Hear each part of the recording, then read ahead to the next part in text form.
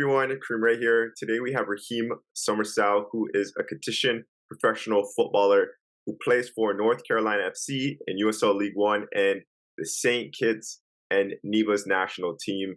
Raheem, thank you for taking the time for joining us today. How's it going? Good, good. Thank you for having me today. Absolutely. So can you just take us back in time and share how you became a professional soccer player with us? How far back would you like me to go? Like the beginning of time, the first time you got introduced to the game and how it just took off. So, well, obviously, like you stated, I'm from St. Kitts, which is a small island in the Caribbean, and football is one of the main sports other than track and field and cricket. So when I was younger, I played all like every sport, football, I run track and cricket as well. But I had I had two older cousins that I looked up to, and they were really good players, and we would always practice. So just growing up, looking up to them, that was like my two idols. So once I see that they took football more seriously, I started following to take football over track and cricket as well.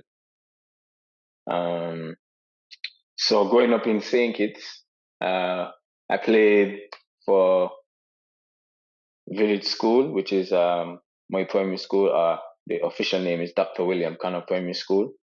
And through the years, I first started playing when I was in grade 3 or third grade. Yeah. And I played all the way up to grade 6 and went to high school, Basque High School, for 2 years. And then I moved to America after the second year. Wait, so how did America come about though? Because you're going from the islands to the US. Yeah, it was just a family relocation. Yeah, so I moved to America. I moved to Durham, North Carolina. Um, and then I was playing in high school. So one day I found out the high school that I was going to, and I just went down to the field to see if anybody was there. And luckily, I saw the coaches and like a team, and I just went and asked a question, and they was like, "Yeah, we play for the school, da da da da da." And then I was like, "You interested in playing?" I was like, "Yeah, like I'll be starting here in the next month or something." So they sent me to get a physical. I did a physical, and then um, I went and trained the next day, which was like quick because I had to do everything in like less like 24 hours basically. I had to get a physical, get some boots, and all that stuff. And then I went and trained, and then like within the practice, they was like, "Oh yeah, we want you to play. Like we think you're a good player." And I was like, "All right, well, thank you." So I made the team. Um, and then I want to say maybe like a year after, I think it was. So I played one full year in high school, and then the second year, I had a teammate that he was playing club, and I didn't know anything. Like obviously moving from a small island, like I didn't. I thought it was just like high school, and you know, so I didn't know anything about club or anything like that. So I had a teammate. He was playing club, and one day he invited me to just come play with some of his teammates and stuff.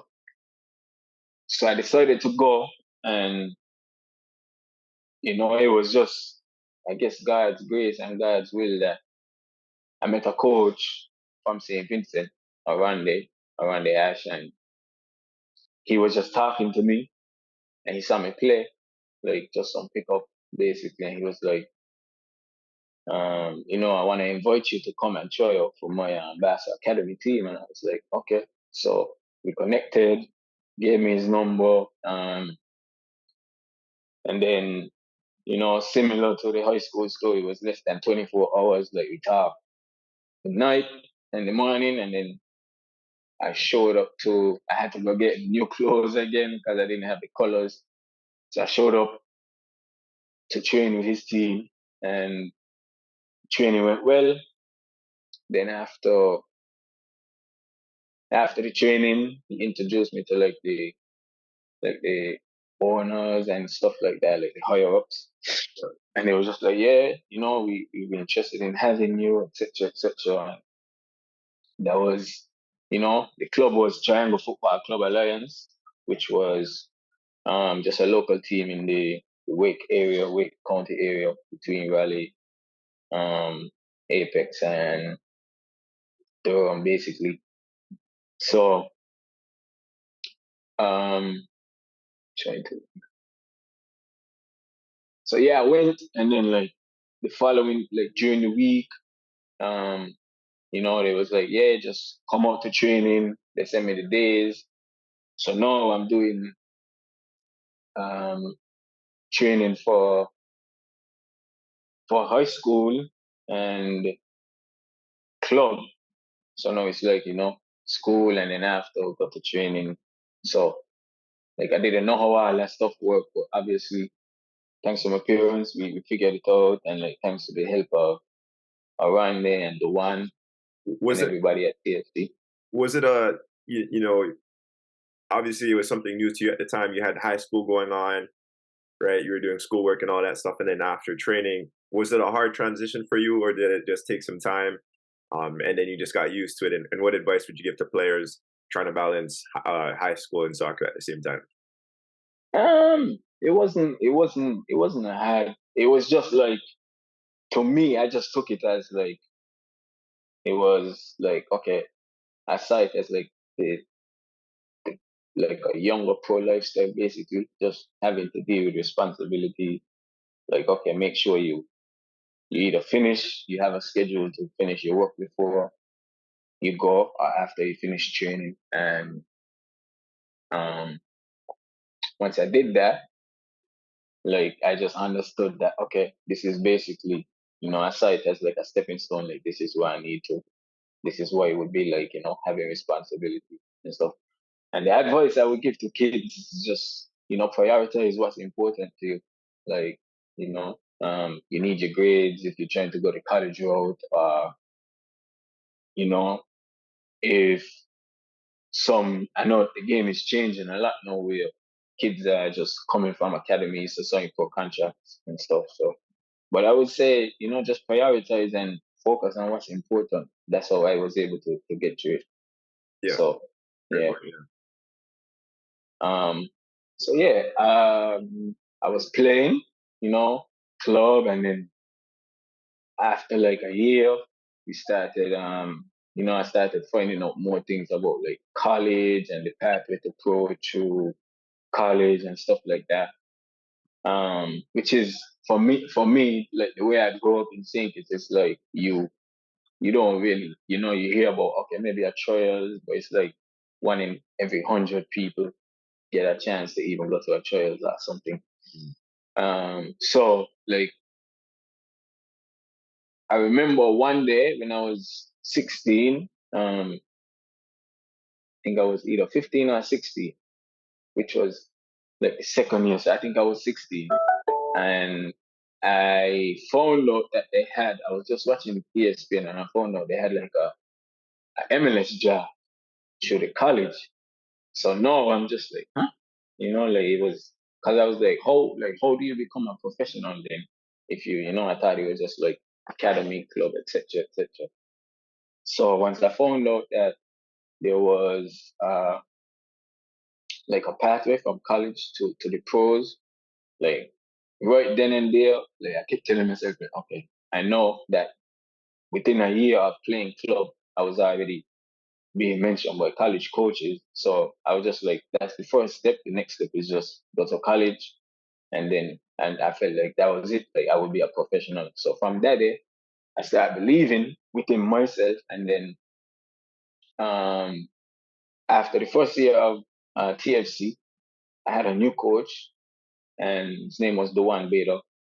And one day he just pulled me aside and he talked to me, and he said, I don't really tell many players this, but at your young age, the potential I see in you by the time you're 20, you should either be playing for, you could potentially play for the US U20s if you choose to go that route, or you could be making money from the game, like, if everything works out the way it's supposed to be. So, you know, um, once I heard that, it was just like, okay, then I already had the belief within myself that I could. So once hearing it from somebody else that done it and saw other players do it, it was just like, okay. So then I know it's just up to me now to do what I need to do to get there.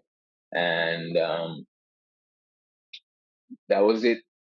Like from that day, I was just like, yeah, I know it's this thing for me. It was just a belief thing, like it was in my control and it was only there for me to mess it up. So yeah, and then 2 years after I went to college, I went to Appalachian State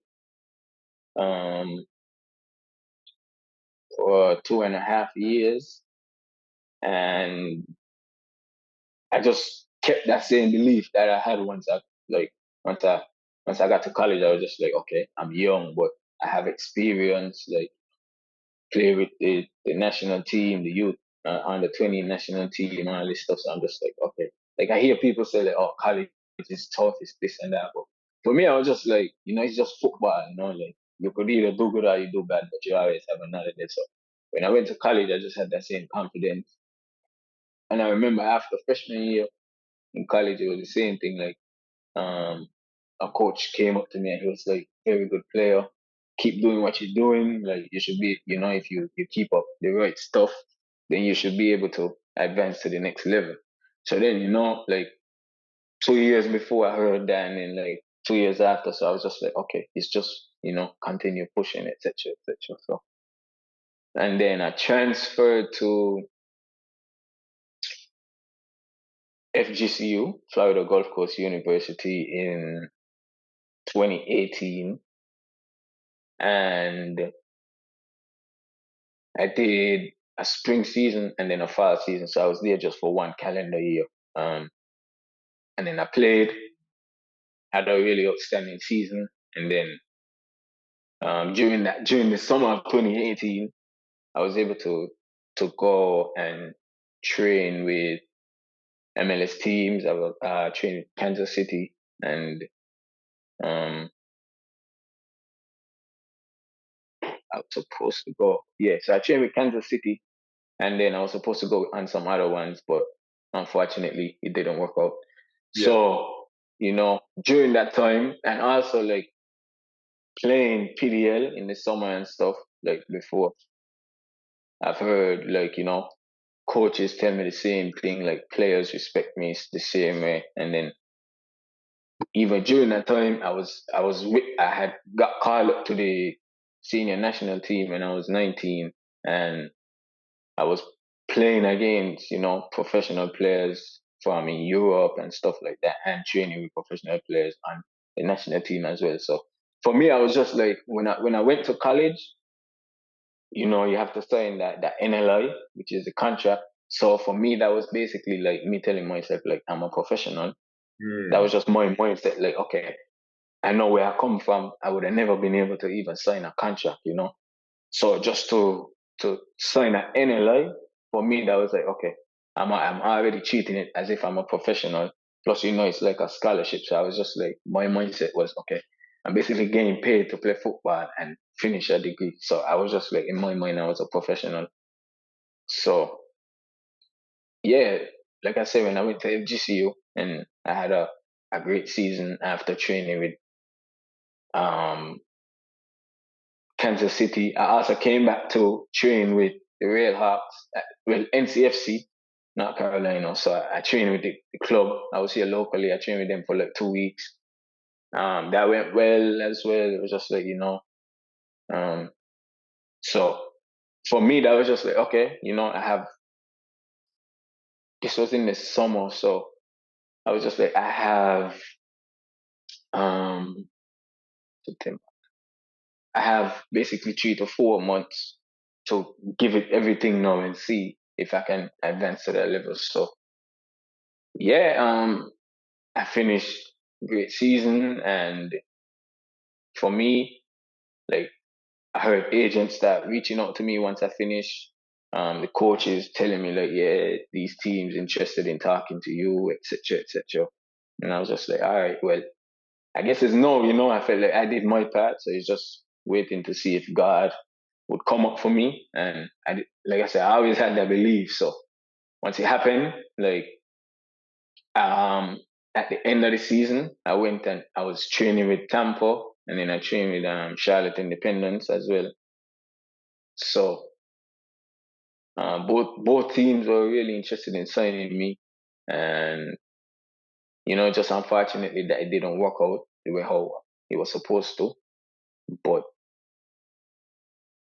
in January, I think it was January 2019, I got a call from FC Tucson, and it was like, "We want you. We have a contract."